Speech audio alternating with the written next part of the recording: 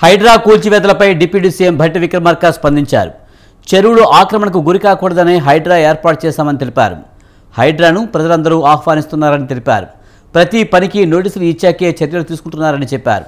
నేరుగా చెరువులోనే నిర్మాణాలను కూల్చివేస్తున్నారని తెలిపారు. 10 ఏళ్లలో చెరువుల ఆక్రమణలపై శాటిలైట్ ఫోటోల ద్వారా గుర్తిస్తున్నామన్నారు. విభజన ముందు తర్వాత చెరువుల ఆక్రమణలు గుర్తిస్తున్నామని తెలిపారు. చెరువులను ఆక్రమించి నిర్మాణాలు చేయడం వల్ల ఇబ్బందులు కలుగుతున్నాయన్నారు. ప్రజల ఆస్తులను కాపాడడం ప్రభుత్వ బాధ్యతని భట్టి విక్రమార్క స్పష్టం చేశారు.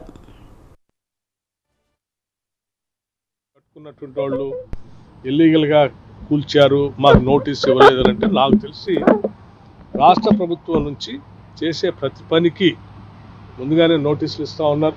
అట్లాగే వాటన్నిటి లేక్స్లో ఎక్కడైతే కట్టారో బఫర్ జోన్ కూడా కాదు, నేరుగా లేక్స్లో కట్టినటువంటి వాటిపైనే ముందుగా చర్యలు తీసుకుంటున్నారు. ప్రభుత్వం అనేది ప్రజల అవసరాలని, ఆస్తుల్ని, వారి జీవితాలని ప్రొటెక్ట్ చేసుకుంటూ ముందుకు తీసుకుపోయేది.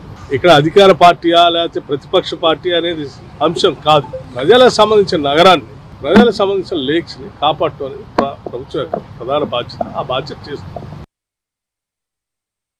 కూల్చినటువంటి ప్రాంతాల్లో కట్టుకున్నటువంటి వాళ్ళు ఇల్లీగల్గా